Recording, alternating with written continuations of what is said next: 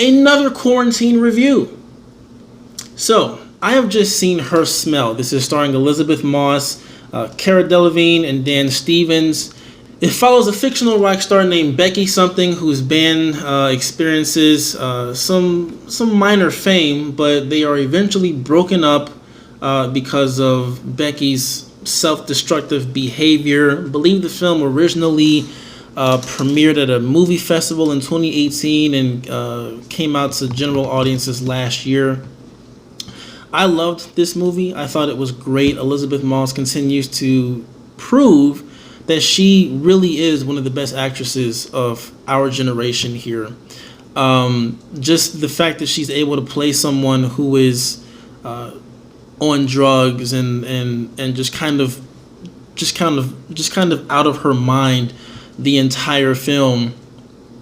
It's just great, and it's a wonder to watch. It really is. The only issue I have with this movie is that the way it's directed is just it's a bit weird. I know what the intent is. We're kind of just following this character Becky as she just kind of torpedoes through all of these people in her life. She's having these weird religious ceremonies but behind the stage, or she's not showing up to a show on time, and if she does, she's showing up drunk and out of her mind. When they're in the record session, she's singing crazy and all of that. It really is just it seems to be a platform for just Elisabeth Moss to show how crazy she can get, and it works for the most part. Now, while Elisabeth Moss herself is really good in this movie, the supporting cast, they're not so much. They all just kind of seem to be just people who are just watching her do her thing while we watch too. The only person who really has a lot to do in this movie is Dan Stevens. He has a few really good moments here with Moss. Alongside him, Virginia Madsen and Amber Heard have some smaller roles that are pretty good, pretty memorable, but I mean, these performances really just pale in comparison to what Elisabeth Moss is doing here. And again, I do believe that that's by design. Does it make for a very interesting movie? Not so much. The film does have 3 acts. The first and the second act, we're just kind of watching Elisabeth Moss as like this crazy drug addict who's doing all of this ridiculous stuff, and then the third act, things kind of calm down a bit, and we kind of see a different side of this character and the people around her as well.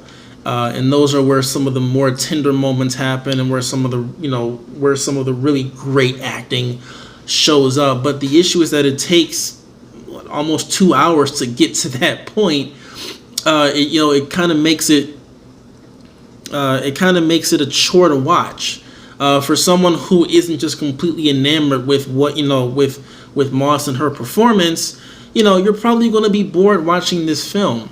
That's not to say that it's bad, because I really loved it. I thought it was great, but I can't see just a regular person going in watching this movie and feeling like too much has actually happened. I know it's supposed to be, just some events in this person's life. But it doesn't. There seems to be some missing connective tissue. The movie tries to give like some background on the character and the people around her by kind of having like these flashbacks of when the band first got big and how they were in the beginning and where they are now and all that. And that does add just a little bit more dramatic weight and heft. But it's really not enough. It's not enough. You really only care about Becky and what she's going through, not so much about everyone else.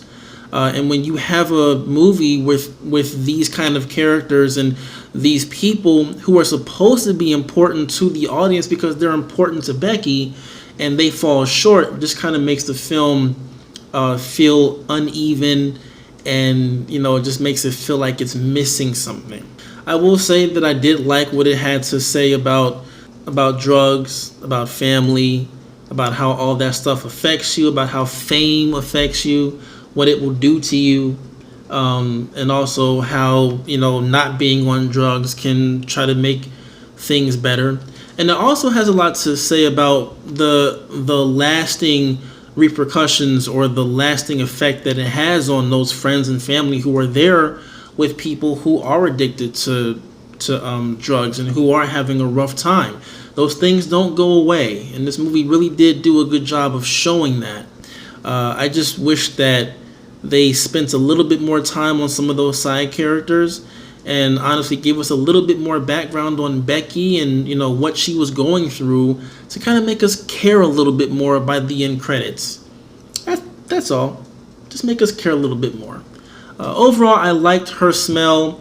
If you're into Elisabeth Moss and you think that she's a good actress, go ahead and check this out, because this really is just a movie to showcase her acting ability. But if you are not really into her and following her career and what she has going on, I don't think there's much for you here. Great film, good if you have if you have some hours to blow, but not essential watching. So that's my review of Her Smell. What did you guys think? Have you seen this movie? It's currently streaming on HBO, so you can go and check it out whenever you want to at your leisure. If you haven't seen it, are you interested in this film? Is this something that you think you would enjoy? Let me know in the comment section below. And if you have not done so already, go ahead and click that subscribe button so that you can get more content like this, which contains movie news, reviews, and reactions from your boy Derek right here at Anamanji. Don't forget to click that like button, and do not forget to click that bell notification so that you will know when I post again. Please let me know if there's anything else you want me to review, any films, any TV shows. I'll be here. I'll be at home until this whole quarantine thing is over. So I will watch whatever you guys suggest, and I will put out a review for it. I'll let you know my thoughts, and then we can sit down and talk about it and, try to entertain each other through the duration of this whole thing. But that's all I have for now. Thank you so much for watching. And until next time, stay dope.